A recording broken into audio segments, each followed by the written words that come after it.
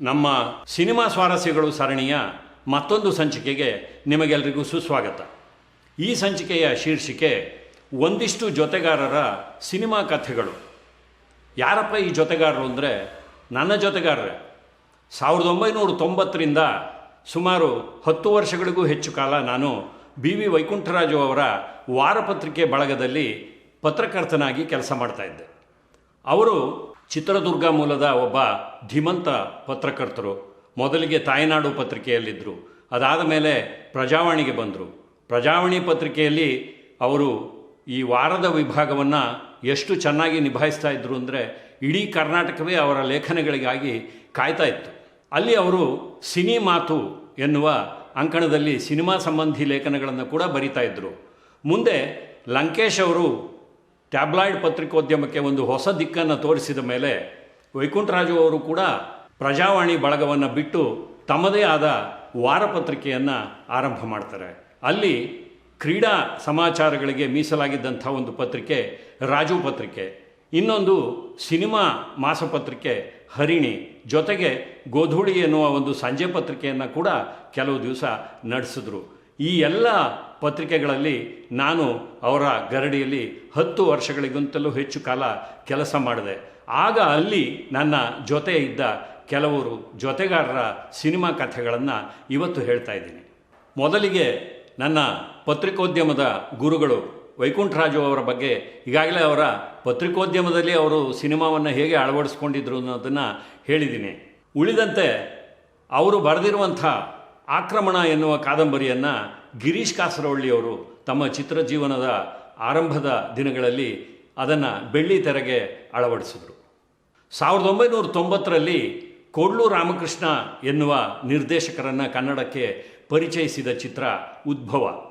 ಆ ಉದ್ಭವ ನಾಟಕ ರೂಪದಲ್ಲಿ ವೈಕುಂಠರಾಜು ಅವರು ಬರೆದಂಥ ಒಂದು ಕೃತಿ. ಆ ಕೃತಿಯನ್ನು ಬರೆಯೋದಕ್ಕೆ ಅವರಿಗೆ ಸ್ಫೂರ್ತಿ ಅಂದರೆ ದೇವಯ್ಯ ಪಾರ್ಕ್ ಹತ್ತಿರ ರಸ್ತೆಯನ್ನು ಅಗಲೀಕರಣ ಮಾಡುವಾಗ ಅದಾಗಬಾರದು ಅಂತ ಹೇಳಿ ಕೆಲವರು ಪಟ್ಟಭದ್ರ ಹಿತಾಸಕ್ತಿಗಳು ಅಲ್ಲಿ ಅಕ್ಕಪಕ್ಕದಲ್ಲಿ ಈ ದೇವರ ವಿಗ್ರಹಗಳನ್ನು ತಂದು ಪ್ರತಿಷ್ಠಾಪನೆ ಮಾಡಿ ರಾತ್ರೋರಾತ್ರಿ ಆ ಜಾಗವನ್ನು ವಿಸ್ತರಣೆ ಮಾಡದ ಹಾಗೆ ತಡದ ಕಥೆಯನ್ನು, ಅದು ಬೆಂಗಳೂರಿನ ಅನೇಕ ಕಡೆಗಳಲ್ಲಿ ಮುಂದೆ ನಡೀತಾ ಬಂತು. ಅದನ್ನು ಆಧಾರವಾಗಿ ಇಟ್ಕೊಂಡು ಮಾಡಿದಂಥ ಒಂದು ಕೃತಿ ಉದ್ಭವ. ಅನಂತನಾಗ್ ಹಾಗೂ ಅನೇಕ ಹಿರಿಯ ನಟರ ಒಂದು ತಾರಾಗಣದಲ್ಲಿ ಅದು ಒಂದು ಉತ್ತಮ ಚಿತ್ರವಾಗಿ ಕನ್ನಡದಲ್ಲಿ ಮೂಡಿಬಂತು. ಚಿತ್ರರಂಗದ ಅನೇಕ ಕಲಾವಿದರು, ತಂತ್ರಜ್ಞರು ವೈಕುಂಠರಾಜು ಅವರ ಕಚೇರಿಗೆ ಬರ್ತಾ ಇದ್ದಿದ್ದು, ಅವರ ಜೊತೆ ಸಮಾಲೋಚನೆ ಮಾಡ್ತಾ ಇದ್ದದ್ದನ್ನು ನಾನು ಅಲ್ಲಿ ಇದ್ದ ದಿನಗಳಲ್ಲಿ ನೋಡಿದ್ದೀನಿ. ಮುಂದೆ ಅವರ ಪತ್ರಿಕೆ ಸಂಕಷ್ಟಕ್ಕೆ ಸಿಲುಕ್ತು. ಕೊನೆಗೆ ಆ ಪತ್ರಿಕೆಯನ್ನು ನಡೆಸೋದು ಅವ್ರ ಕೈನಲ್ಲಿ ಸಾಧ್ಯವಾಗಲಿಲ್ಲ. ಜೊತೆಗೆ ಆರೋಗ್ಯ ಕೂಡ ಕೈಕೊಟ್ಟು ಕೆಲವು ವರ್ಷಗಳ ಹಿಂದೆ ಅವರು ನಮ್ಮನ್ನು ಅಗಲಿದ್ರು. ಅಲ್ಲಿ ನನ್ನ ಸಹೋದ್ಯೋಗಿಗಳಾಗಿದ್ದವರು ಬಾಲಕೃಷ್ಣ ಕಾಕತ್ಕರ್, ವಿಜಯ ಸಾರಥಿ ಹಾಗೂ ವೈಕುಂಠರಾಜು ಅವರ ಮಗ ವಿ ಸನತ್ ಕುಮಾರ್ ಅವರು. ಈ 3 ಮಂದಿ ಸಿನಿಮಾದ ಸಂಪರ್ಕವನ್ನು ಹೊಂದಿದ್ದರು. ಅವರ ಸಿನಿಮಾ ಯಾನದ ಒಂದು ಸಂಕ್ಷಿಪ್ತವಾದ ನೋಟವನ್ನು ಇಲ್ಲಿ ನಿಮಗೆ ಕೊಡುವ ಪ್ರಯತ್ನವನ್ನು ಮಾಡಿದ್ದೀನಿ. ಬಾಲಕೃಷ್ಣ ಕಾಕತ್ಕರ್ ಅವರು ಮೂಲತಃ ಸಿನಿಮಾ ಪತ್ರಕರ್ತರು ಹಾಗೂ ಬರಹಗಾರರು. ಬಾಲಕೃಷ್ಣ ಕಾಕತ್ಕರ್ ಅವರು ಖಾಸಗಿ TV ವಾಹಿನಿಗಳಿಗಾಗಿ ಆಗ ಕ್ರೈಮ್ ಸ್ಟೋರಿ ಎನ್ನುವ ಒಂದು ಸರಣಿಯನ್ನು ರೂಪಿಸ್ತಾ ಇದ್ದರು. ಅದು ನಾಡಿನಾದ್ಯಂತ ಹೆಸರಾಗಿತ್ತು. ನೋಡಿ, ಅಲ್ಲಿ ಅವರು ನಿರೂಪಿಸ್ತಾ ಇದ್ದ ರೀತಿ, ಅವರ ಧ್ವನಿ ಎಷ್ಟು ಆಕರ್ಷಕವಾಗಿತ್ತು ಅಂದರೆ ಇವತ್ತು ನೀವು ಎಷ್ಟೋ ವಾಹಿನಿಗಳಲ್ಲಿ ಅವರ ಕಂಠವನ್ನು ಕೆಲವರು ಅನುಕರಿಸೋದನ್ನು ನಾವು ನೋಡ್ತೀವಿ. ಅದೇ ದಿನಗಳಲ್ಲಿ ಅವರಿಗೆ ಒಂದೆರಡು ಸಿನಿಮಾ ಅವಕಾಶಗಳು ಕೂಡ ಬಂದವು. ಒಂದು ಸುಂದರಿ ಗಂಡ ಸದಾನಂದ ಎನ್ನುವ ಚಿತ್ರದಲ್ಲಿ ಒಂದು ಧ್ವನಿಯ ರೂಪದಲ್ಲಿ ಅವರು ಆ ಸಿನಿಮಾದಲ್ಲಿ ಕಾಣಿಸ್ಕೊಳ್ತಾರೆ. ಇದು ಇಂಗ್ಲೀಷಿನಲ್ಲಿ ತೆರೆಗೆ ಬಂದಂಥ ಒಂದು ಪ್ರಸಿದ್ಧವಾದ ಚಿತ್ರ ಫೋನ್ ಬೂತ್, ಅದರ ಒಂದು ಕನ್ನಡ ಅವತರಣಿಕೆ. ಅಲ್ಲಿ ಪಬ್ಲಿಕ್ ಟೆಲಿಫೋನ್ ಬೂತ್ನಲ್ಲಿ ಒಬ್ಬ ವ್ಯಕ್ತಿಗೆ ಯಾವುದೋ ಒಬ್ಬ ಅನಾಮಧೇಯ ಕರೆ ಮಾಡಿ ಒಂದು ಬೆದರಿಕೆಯನ್ನು ಒಡ್ತಾ ಇರ್ತಾನೆ. ಆ ರೀತಿಯ ಕಥೆ ಇರುವಂಥ ಚಿತ್ರ. ಮೂಲ ಇಂಗ್ಲೀಷ್ ಚಿತ್ರ ನಮ್ಮನ್ನು ಸೀಟಿನ ತುದಿಯಲ್ಲಿ ಕೂರುವ ಹಾಗೆ ಗ್ರಿಪ್ಪಿಂಗ್ ಆಗಿ ಮೂಡಿ ಬಂದಿದೆ. ಕನ್ನಡದಲ್ಲಿ ಅದನ್ನು ಕನ್ನಡೀಕರಿಸುವಾಗ ಬೇರೆ ಬೇರೆ ರೀತಿಯ ಒಂದಿಷ್ಟು ಅಂಶಗಳನ್ನು ಸೇರಿಸಿ ತೆರೆಗೆ ತಂದರು. ಅಲ್ಲಿ ಬಾಲಕೃಷ್ಣ ಕಾಕತ್ಕರ್ ಅವರ ಕಂಠವನ್ನು ನಾವು ಕೇಳಬಹುದು. ಬಾಲಕೃಷ್ಣ ಕಾಕತ್ಕರ್ ಅವರನ್ನು ನೀವು ನೋಡಬೇಕು ಅಂದರೆ ಲಂಚ ಸಾಮ್ರಾಜ್ಯ ಅಂತ ಒಂದು ಸಿನಿಮಾ ಬಂತು. ಬೂದಾಳ್ ಕೃಷ್ಣಮೂರ್ತಿಯವರು ತೆರೆಗೆ ತಂದಂಥ ಒಂದು ಚಿತ್ರ. ಆ ಚಿತ್ರದಲ್ಲಿ ಅವರು ಒಂದು ಲಾಯರ್ ಪಾತ್ರದಲ್ಲಿ ಅಭಿನಯಿಸಿದ್ದಾರೆ. ಅದೇ ಚಿತ್ರದಲ್ಲಿ ಅವರಿಗೆ ಎದುರಾಗಿ ಮತ್ತೊಬ್ಬ ಲಾಯರ್ ಆಗಿ ಕಾಣಿಸಿಕೊಂಡಿರುವಂಥ ವಿಜಯ ಸಾರಥಿಯವರು, ಅವರು ಕೂಡ ಆ ಕಚೇರಿಯಲ್ಲಿ ನಮ್ಮ ಸಹೋದ್ಯೋಗಿಯಾಗಿದ್ದರು. ಅವರೊಬ್ಬ ಸಿನಿಮಾ ಪತ್ರಕರ್ತರು, ಬಹಳ ಸಂಭಾವಿತ ವ್ಯಕ್ತಿ. ಸಾಹಸ ಸಿಂಹ ವಿಷ್ಣುವರ್ಧನ್ ಅವರಿಗೆ ತುಂಬ ಆತ್ಮೀಯ ವಲಯದಲ್ಲಿ ಇದ್ದಂಥವರು. ಅವರ ಅನೇಕ ಚಿತ್ರಗಳಲ್ಲಿ ಸಣ್ಣ ಪುಟ್ಟ ಪಾತ್ರಗಳನ್ನು ಅಭಿನಯಿಸ್ತಾ ಇದ್ದರು. ಬೇರೆ ನಾಯಕರ ಚಿತ್ರಗಳಲ್ಲಿ ಕೂಡ ವಿಜಯ ಸಾರಥಿಯವರು ಪೋಷಕ ಪಾತ್ರಗಳಲ್ಲಿ ಇದ್ದರು. ಅವರ ಎತ್ತರದ ನಿಲುವು, ಕೇಶರಾಶಿ ಇಲ್ಲದಂಥ ಆ ಬೊಕ್ಕ ತಲೆ, ಇವೆಲ್ಲ ಒಂದು ರೀತಿಯಲ್ಲಿ ಕೆಲವು ಪಾತ್ರಗಳಿಗೆ ಅವರು ಹೇಳಿ ಮಾಡಿಸಿದ ಹಾಗಿದ್ದರು. ಹಾಗಾಗಿ ಕೆಲವು ಪೋಷಕ ಪಾತ್ರಗಳಲ್ಲಿ ಅವರು ಗಮನ ಸೆಳೆದರು. ವಿಜಯ ಸಾರಥಿಯವರಿಗೆ ಸಂತಾನ ಭಾಗ್ಯವಿರಲಿಲ್ಲ. ವಯೋಸಹಜವಾಗಿ ಅವರು ಸಹ ಕೆಲವು ವರ್ಷಗಳ ಹಿಂದೆ ನಮ್ಮನ್ನು ಅಗಲಿದರು. ನೋಡಿ, ಈ ಇಬ್ಬರೂ ಮಿತ್ರರನ್ನು, ಬಾಲಕೃಷ್ಣ ಕಾಕತ್ಕರ್ ಹಾಗೂ ವಿಜಯ ಸಾರಥಿಯವರನ್ನು ನೀವು ನೋಡಬೇಕು ಅಂದರೆ ಲಂಚ ಸಾಮ್ರಾಜ್ಯ ಚಿತ್ರದ ಆ ಕೋರ್ಟ್ ಸೀನನ್ನು ನೋಡಿದ್ರೆ ಅಲ್ಲಿ ಇಬ್ಬರು ವಾದ ಮಾಡುವ ದೃಶ್ಯದಲ್ಲಿ ಅವರನ್ನು ನೀವು ನೋಡಬಹುದಾಗಿದೆ.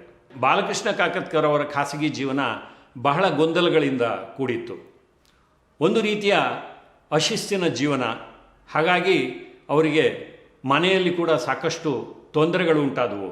ಒಂದು ಹಂತದಲ್ಲಿ ಅವರ ಪತ್ನಿ ಆತ್ಮಹತ್ಯೆ ಮಾಡಿಕೊಂಡ್ರು. ಅದಾದ ಮೇಲೆ ಬಾಲಕೃಷ್ಣ ಕಾಕತ್ಕರ್ ಅವರ ಆರೋಗ್ಯ ಕೂಡ ತುಂಬ ಹದಗೆಡ್ತಾ ಬಂತು. ಈ ದಂಪತಿಗಳಿಗೆ ಒಬ್ಬ ಮಗ ಕೂಡ ಇದ್ದಾನೆ. ನಾನು ಅವರ ಮನೆಗೆ ಕೂಡ ಹೋಗಿದ್ದೆ. ಆ ಗಂಡ ಹೆಂಡತಿಯರನ್ನು ಮಾತಾಡಿಸಿದ್ದುಂಟು, ಅವರ ಮನೆಯಲ್ಲಿ ಊಟ ಮಾಡಿದ್ದುಂಟು. ತುಂಬ ಸಂಭಾವಿತ ವ್ಯಕ್ತಿಗಳೇ. ಆದರೆ ಕಾಲ ಏನೆಲ್ಲ ಮಾಡುತ್ತೆ ಅಂದರೆ ಮುಂದೆ ಈ ರೀತಿಯ ಒಂದು ಅಂತ್ಯವಾಯಿತು.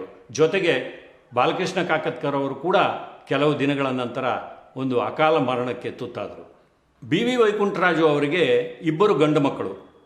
ಒಬ್ಬರು ವಿ ಸನತ್ ಕುಮಾರ್, ಇನ್ನೊಬ್ಬ ಶರತ್ ಕುಮಾರ್. ಸನತ್ ಕುಮಾರ್ ಅವರು ಪತ್ರಿಕೋದ್ಯಮದಲ್ಲೂ ಕಾಲಿಟ್ಟಿದ್ದರು. ತಂದೆಗೆ ಸಹಾಯಕರಾಗಿ ಕೆಲಸವನ್ನು ಮಾಡ್ತಾಯಿದ್ರು. ಇನ್ನು ವಿದ್ಯಾಭ್ಯಾಸದ ವಿಚಾರಕ್ಕೆ ಬಂದರೆ ಸನತ್ ಕುಮಾರ್ ಅವರು ಮೆಡಿಕಲ್ ಓದ್ತಾ ಇದ್ದರು. ಹವ್ಯಾಸಗಳ ವಿಚಾರಕ್ಕೆ ಬಂದರೆ ಅವರ ತಂದೆ ತಮ್ಮ ಮಕ್ಕಳು ಸಾಕಷ್ಟು ಸದಭಿರುಚಿಯ ಹವ್ಯಾಸಗಳನ್ನು ಬೆಳೆಸ್ಕೊಳ್ಳಿ ಅಂತ ಹೇಳಿ ಈ ಡ್ರಾಯಿಂಗ್ ಕ್ಲಾಸಿಗೆ ಕಳಿಸ್ತಾ ಇದ್ದರು. ಬೇರೆ ಬೇರೆ ರೀತಿಯ ಚಟುವಟಿಕೆಗಳಿಗೆ ಅವರು ಪ್ರೋತ್ಸಾಹ ಕೊಡ್ತಾಯಿದ್ರು. ಸನತ್ ಕುಮಾರ್ ಅವರು ಬಾಡಿ ಬಿಲ್ಡಿಂಗ್ ಕೂಡ ಮಾಡ್ತಾಯಿದ್ರು. ನೋಡಿ, ಇಷ್ಟೆಲ್ಲ ಇದ್ರೂ ಕೊನೆಗೆ ಏನಾಯಿತು ಅಂದರೆ ಸನತ್ ಕುಮಾರ್ ಅವರು ಆ ಬಾಡಿ ಬಿಲ್ಡಿಂಗನ್ನು, ಹವ್ಯಾಸವನ್ನು ಸೀರಿಯಸ್ ಆಗಿ ತಗೊಳ್ಳೇ ಇಲ್ಲ. ನಮ್ಮ ಕ್ರೀಡಾ ಪತ್ರಿಕೆ ರಾಜು ಪತ್ರಿಕೆಯಲ್ಲಿ ಬಾಡಿ ಬಿಲ್ಡಿಂಗ್ ಬಗ್ಗೆ ಅವರೇ ಒಂದು ಲೇಖನ ಮಾಲೆಯನ್ನು ಬರೀತಾ ಇದ್ದರು. ನೋಡಿ, ವಾಸ್ತವವಾಗಿ ಅಲ್ಲಿ ಸಂಪಾದಕರು ಅನ್ನೋ ಕಾಲಂನಲ್ಲಿ ಅವರ ಹೆಸರನ್ನೇ ಹಾಕಲಾಗಿತ್ತು. ಆದರೆ ಆ ಇಡೀ ಪತ್ರಿಕೆಯನ್ನು ರೂಪಿಸ್ತಾ ಇದ್ದಿದ್ದು ನಾನೇ.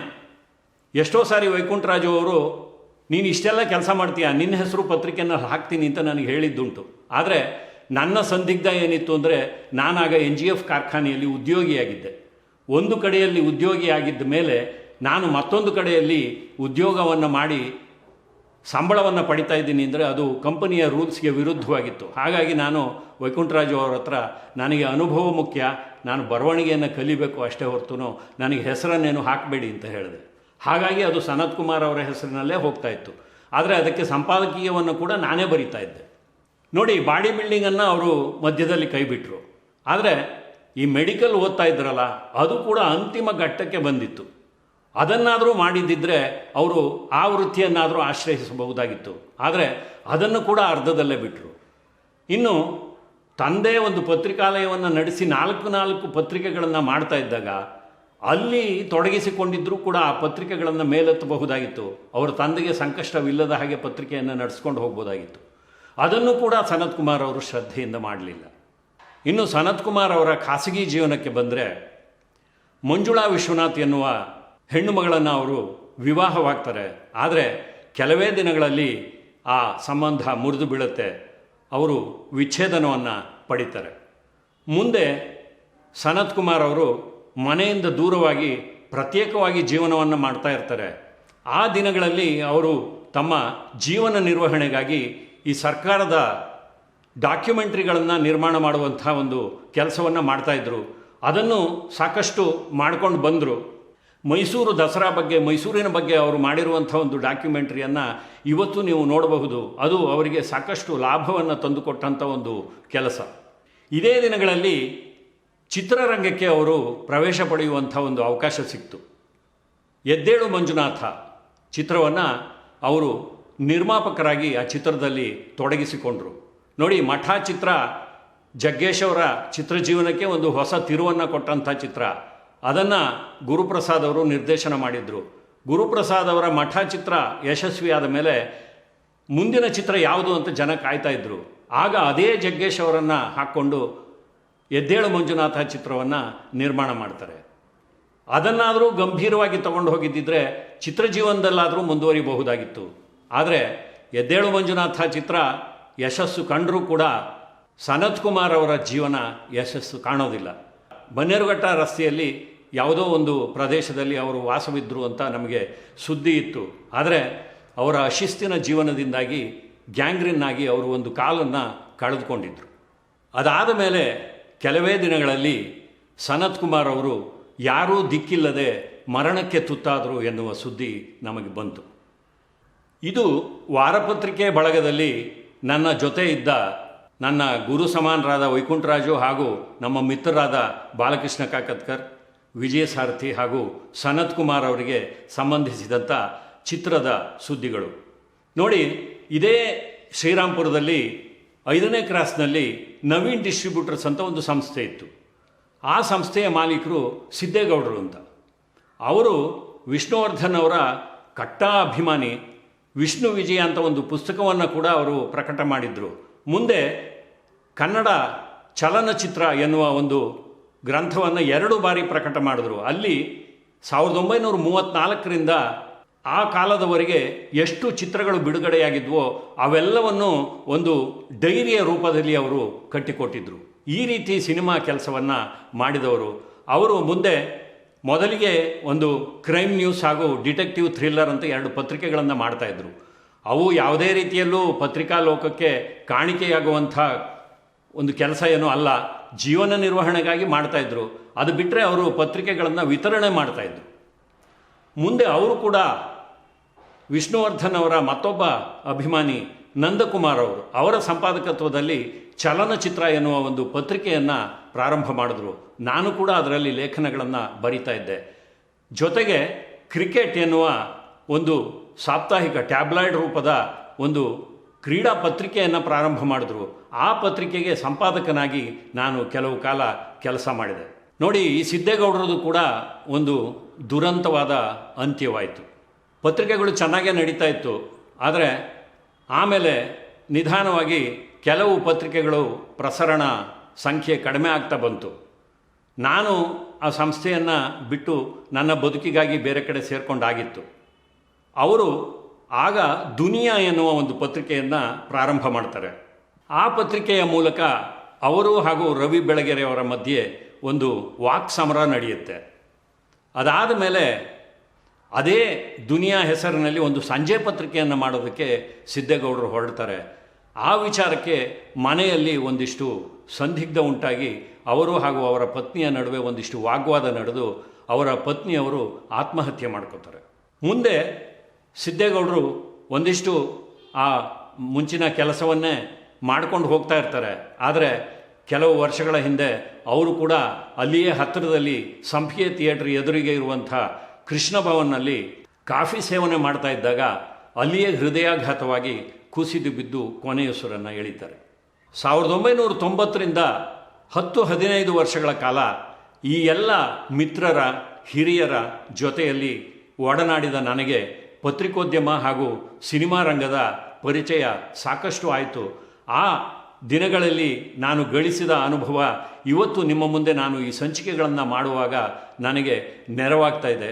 ಹಾಗಾಗಿ ಈ ಎಲ್ಲ ಮಿತ್ರರಿಗೆ, ಹಿರಿಯರಿಗೆ ಒಂದು ಗೌರವಪೂರ್ವಕವಾದ ನಮನವನ್ನು ಸಲ್ಲಿಸಿ ಮತ್ತೆ ಮುಂದಿನ ಸಂಚಿಕೆಯಲ್ಲಿ ನಿಮ್ಮನ್ನು ಭೇಟಿ ಮಾಡ್ತೀನಿ. ನಮಸ್ಕಾರ.